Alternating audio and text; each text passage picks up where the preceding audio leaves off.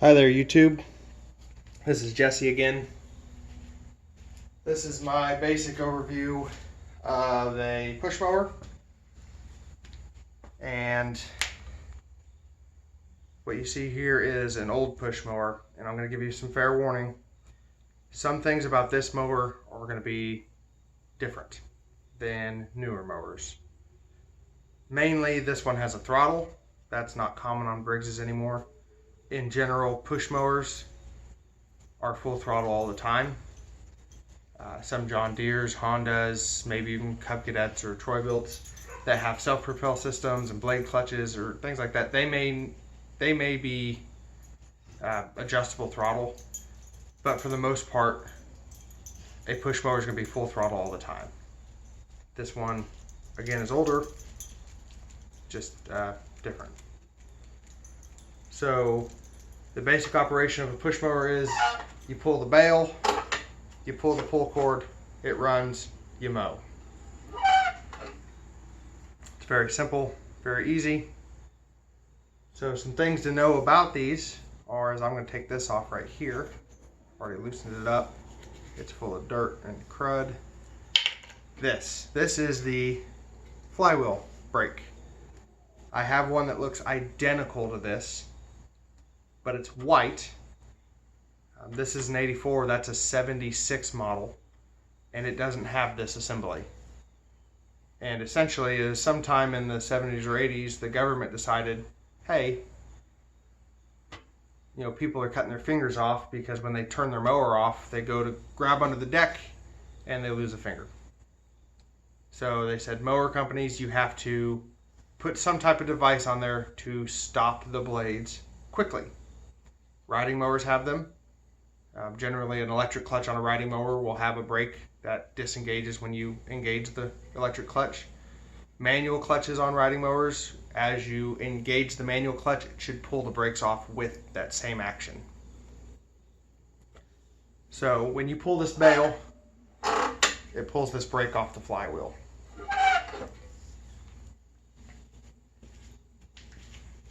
Let me get this out of the way right now. Pull cord springed in here, and I'm actually going to grab my camera and get some closer looks. So this is your system. It's got some leaves in it. Excuse the mess. Then here's your carburetor. Yep, my finger off the lens. So, air filter, very generic Briggs air filter, just foam. All you're supposed to do with this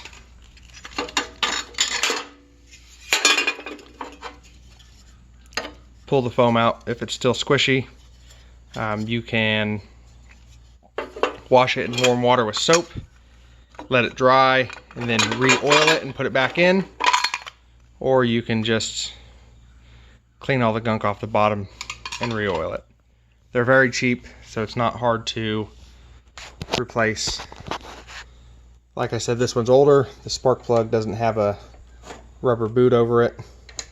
They didn't care so much about people shocking themselves back in the day. This is an older spark plug. CJ8 flatheads. The head is flat. It's got these fins for cooling. Flatheads will pretty much exclusively have shallow threads, very shallow. So the carburetor, like I said, this one has a throttle. Your governor's right here. And apparently my governor's stuck. Huh. That's probably what's wrong with this mower, is the governor is stuck. Look at that. So this one has a throttle. Your throttle just pulls this string, pulls on the governor. For the most part, the throttle will be set, and they may have one of these tabs bent over on this plate to prevent it from moving from full throttle. This tube goes to your valve area, and it just pulls a little bit of suction from there. So if there's any compression, fuel gases, leftover unburnt fuel, things like that, they'll get sucked back in and reburned rather than put out into the muffler. That's an emissions deal. Really not a big deal. About the worst thing is if this pops off or it gets removed or it's all torn up in there, you will have an open path straight to the carburetor into the engine. So you need to at least have this blocked off, or else you'll start getting gunk in your engine. If we pull this off, we've got a ball style clutch mechanism for our starter. There's your starter winder. The way this works is there's balls in here, and these are ribbed so that when you go one way, the balls just get pushed out. When you go the other way, the balls catch, and it allows you to spin the whole thing. Flywheel. Here's your flywheel brake. On this one, it's a big band. On newer ones, I think it's just kind of like a metal brake pad. So this is your governor. Believe it or not, this is an external style governor. Some will have internal governors. There's a gear inside, goes through the sidewall, and as you speed up, some centrifugal weights cause the shaft to pull the governor. This one is air. So these fins will create airflow. That's for cooling. It's important. They'll also push this, as air pressure goes up, they'll push on this and they'll shut the engine down. So the speed of the engine determines the airflow. The airflow determines how hard it shuts the carburetor. Very simple. Here's your ignition coil.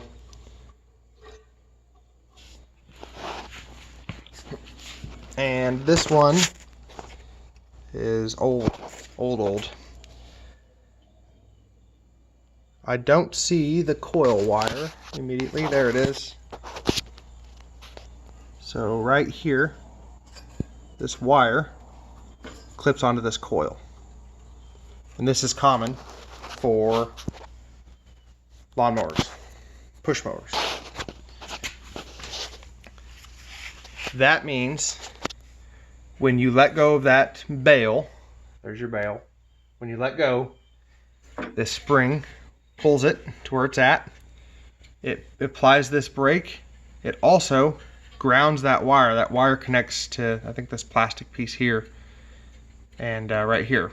So as that brake closes, it'll just, the wire sticking up, the brake will touch the wire, it'll ground the coil, and the engine will stop. So now you'll have no spark, and your brake will shut the flywheel, slow the flywheel quickly. That's really the basic overview of push mowers. Not a lot to them. They're very easy to work on. They're very simple. This style of ignition is much better than the old points style. If you have a points engine in early 80s or 70s, 60s, 50s, the points will be underneath the flywheel. You have to pull all this off, pull the flywheel. You'll have the wire for this, instead of running to here, will run to the points, and the condenser, they'll be in a little plate underneath the flywheel. My best advice is, if you do have that, take a pair of snips, snip that off, pull that coil off, and put a electronic ignition coil on. This is an electronic ignition coil. It's an early one, and it doesn't work very well. So this engine could use a new coil. Some advice for push mowers. Generally, to change the oil, you just undo the dipstick. This one, the dipstick kind of stinks.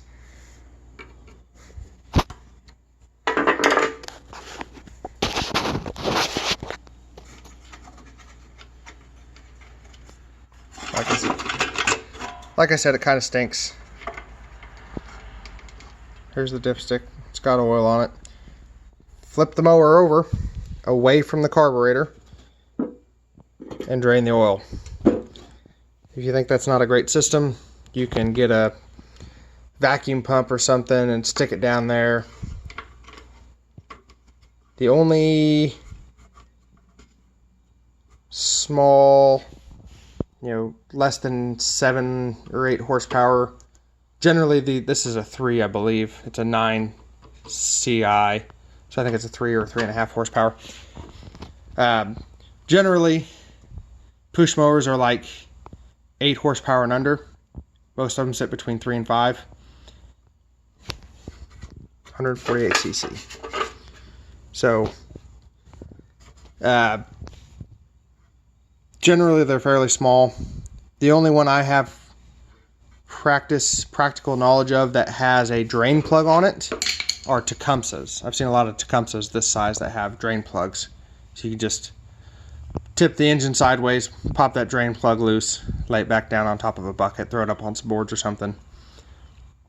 Much easier than tipping it. That's how you change the oil. The air filter is pretty self-explanatory. Pull the screw. If you want to change the blade, look at that blade. What a nice blade. This one actually does have a drain plug. But again, this is a 38-year-old Briggs engine, and I did mow with it this last year for a while. If you're going to change the blade, if you're going to take the blade off, anything like that, you need to be aware that you need to take the spark plug off. Take the wire off the spark plug. You don't have to take it out. But with anything, accidents can happen. And if you grab that blade and you spin it, and your spark plug is not grounded on your brake enough and your brake's not tight enough, or if you bypass the bail by putting a clip on it, clamp it, so that it's easier to spin your blade, you could accidentally start the mower. It's going to go up to full RPM and you can cut your fingers off.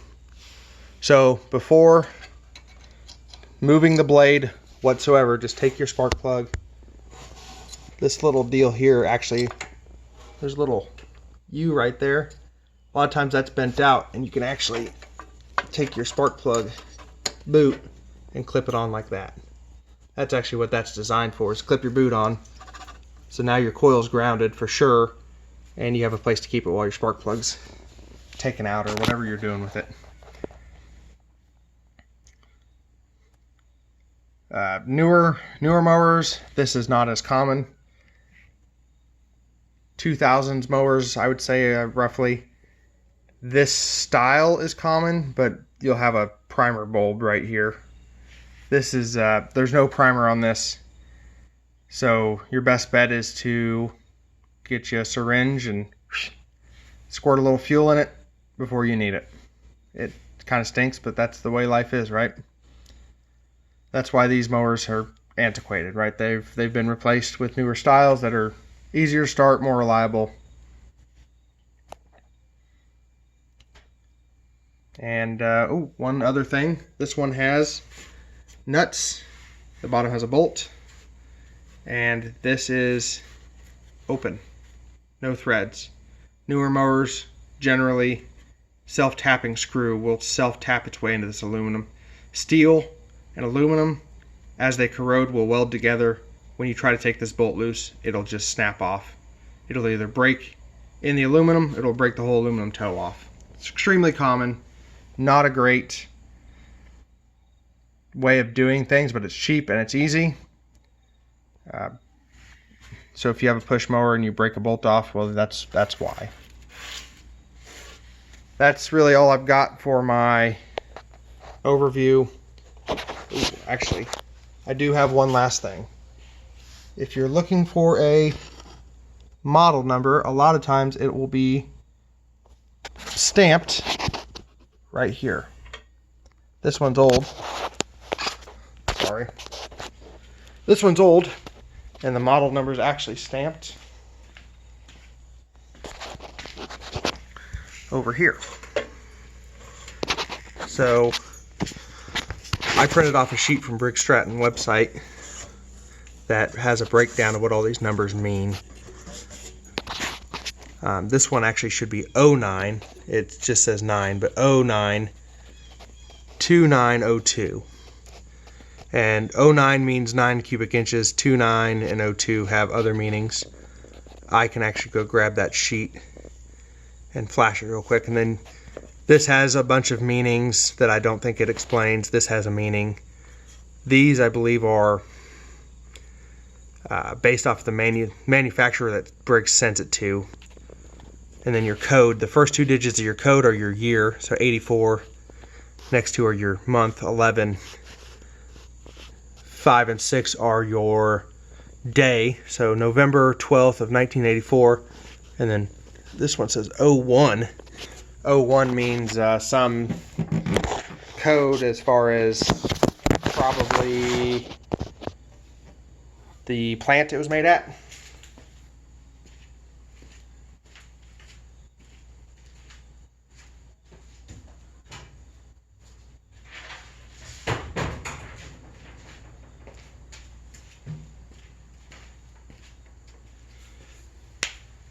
So I just printed this off the Briggs website last night. And yeah, world's finest engines. I don't know about that. There are a lot of them. There are some that I like a lot. So the first digit or two is your displacement.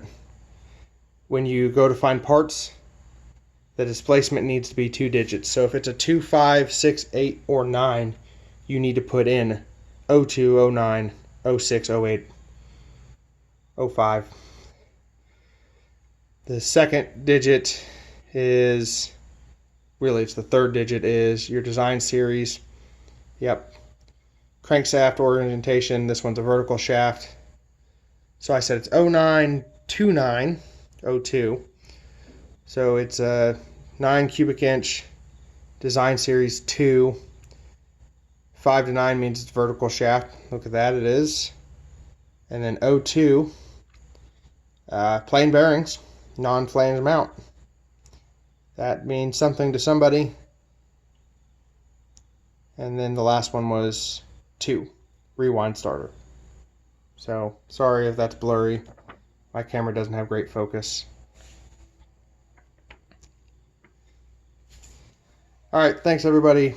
If you have questions or comments, anything else you'd like to see, any suggestions for videos, anything that you need to know, let me know. Later on, I'm going to get into, I may use this engine because I know it runs, because I mowed with it. I'm going to get into diagnosing a no start or hard to start, and then I would like to eventually make a series on teardown, rebuild, and putting it all back together. I might use a newer engine so that way it's more relevant to people. But again, thank you. Let me know what you want. Let me know what you need, and I will answer your questions best I can.